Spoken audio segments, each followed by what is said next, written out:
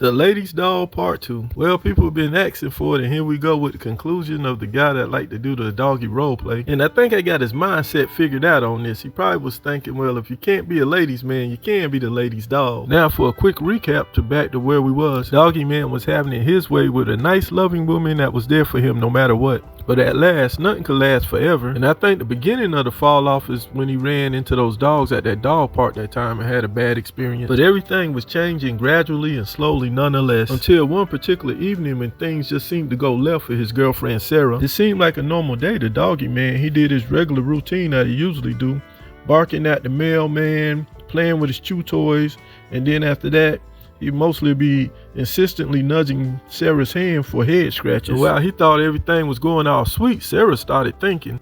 You see, while the role play initially seemed like a quirky, harmless outlet for Doggy Guy, the novelty had long since curdled into a tedious chore for Sarah. You see, secretly she was getting tired of having to clean up the sofa from all the fur and stuff.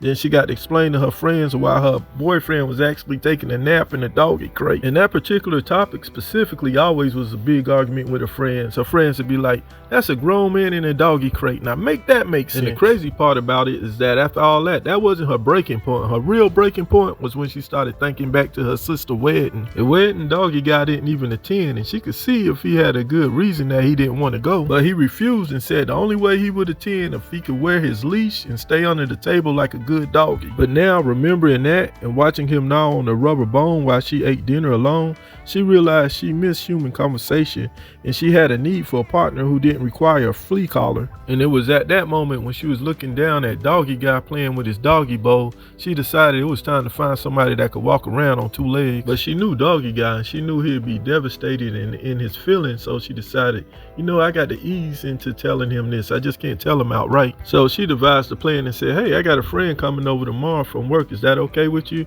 And he was like, yeah, cool. You know, just the regular stuff. Just, you know, as long as you don't bother my role playing, everything's cool. Then on the following day, when Sarah was hanging out with her so-called work friend, her and her friend was at the table enjoying dinner, and it seemed like she was making some comments that was borderline mean towards Doggy Guy. When her dinner guest asked about Doggy Guy, she was like, oh, never mind that idiot. That's just my weirdo roommate. He likes to dress like a dog. And since he didn't break up with her after that, the next guy she brought over, she was like, yeah, this not a work friend. I don't even know where he work at. This a date.